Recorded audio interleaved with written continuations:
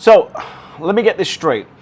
Bitcoin ETF flows die off for a week from almost $1 billion a day to nada, to nothing, to absolutely zero. Negative, in fact.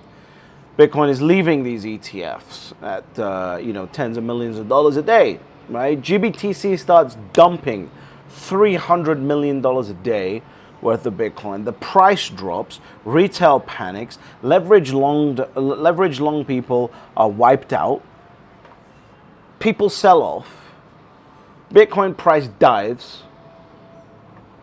Everyone claims that the ETFs suck. There's no demand, it's all over. And then suddenly, the UK announces ETFs, Hong Kong ETFs are in play, Coinbase, the lawsuit result drops, Larry Fink is on TV talking about how Bitcoin is the most important and successful ETF in ETF history. Suddenly, we're back up to 400 to 700 millions of dollars a day worth of buying, like magic out of nowhere. Are you really this stupid to believe that there is not an orchestrated effort to secure as much of your Bitcoin as possible in the palms of all of these institutions? Do you think that they're really out here playing games?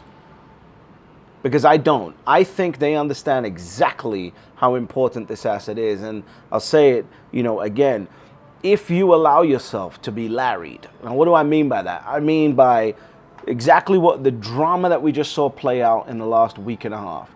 If you allow yourself to be larried, right, you deserve to lose your Bitcoin. What else do you want me to say? You deserve to lose your Bitcoin. This is the hardest asset humanity has ever seen, discovered, or created. Larry Fink understands that.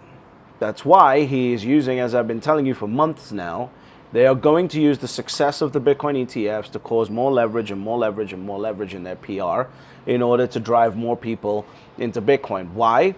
Because as Thomas Farrer pointed out, once Blackrock, secures 500,000 Bitcoin in IBIT and they drive the price to $1 million a coin, guess what? They make $1.2 billion of revenue every single year just from managing that Bitcoin.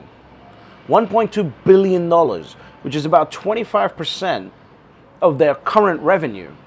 BlackRock understands the opportunity here, and they are incentives-driven creatures, which is what I've been trying to tell everyone to become. Become an incentive-driven creature. Become someone who understands, thinks through incentives, and moves forward in that way. And it was very, very clear to see what BlackRock was going to do here. If you think that these games that are being played right now are just going to subside, why? Because you're in the game? Because you're here? Because we're creating this amazing world with Bitcoin? You got to pull your head out of where the sun doesn't shine and understand what the real game is here. The real game is secure as much Bitcoin as possible at almost any cost. Basically, if we can't get caught for it, we got to do it. Because we are talking about the hardest asset humanity has ever seen.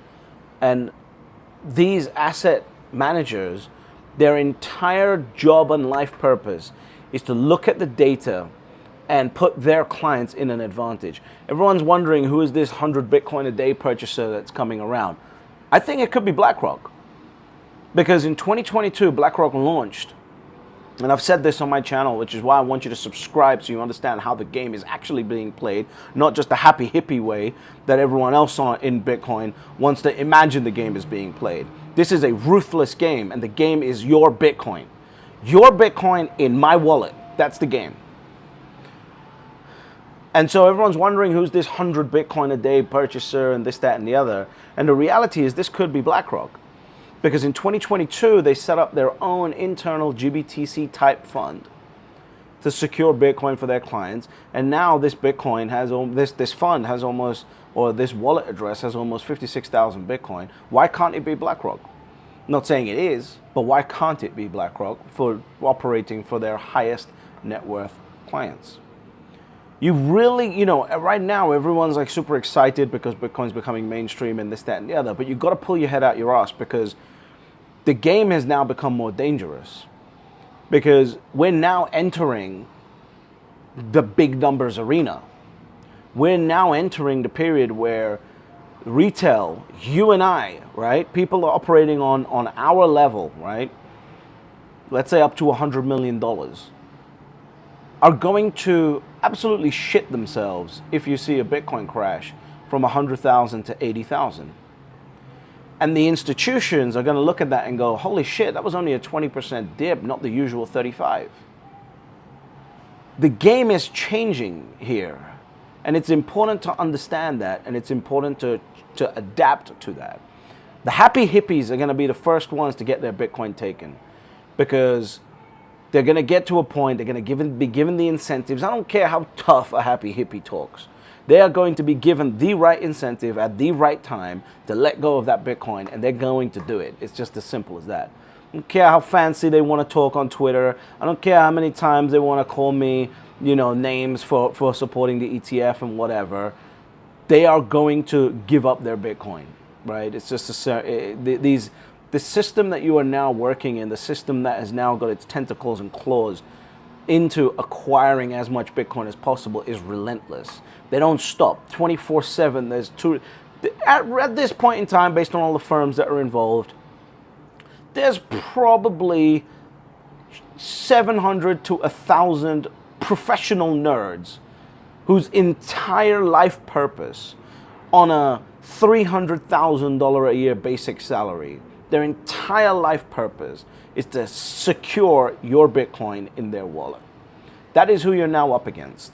This is no longer, oh, look, I told the person down the street and they bought Bitcoin. You're not up against those people anymore. These are ruthless killers in the asset management business.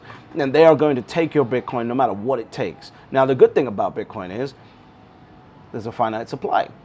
So when there's a finite supply of an asset, you can only screw around for too long before you just have to go buy in the market. And we've seen that because as we started seeing the purchases run out and the price start running because the supply was getting tight, the flows increased. The flows increased. That's how I knew. Yesterday I put a tweet out saying inflows are back. How did I know that? Because I was looking at price action before the market and I just realized the games are here. As soon as the games are in town, the boys are here. As soon as the boys are in town, you're about to lose your Bitcoin. That's how this works. And this would have happened in any market. And guess what? I would be doing the exact same thing. If I was leading the desk at Blackrock trying to figure out how do we secure Bitcoin at the lowest cost possible, I'd be doing the exact same thing. Because at the end of the day, it's a zero-sum game. I don't care how happy hippie you want to look at this world and it comes to Bitcoin.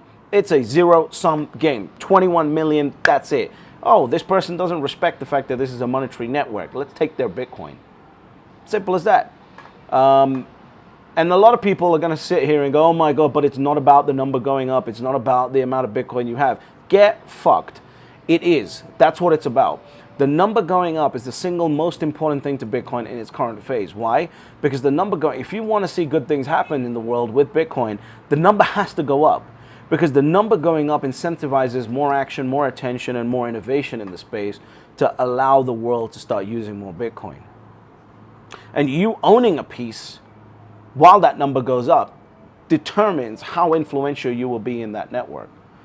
There is never going to be a day where MicroStrategy is less influential in the world than me. They own significantly more Bitcoin than I do, right? Same thing as Michael Saylor.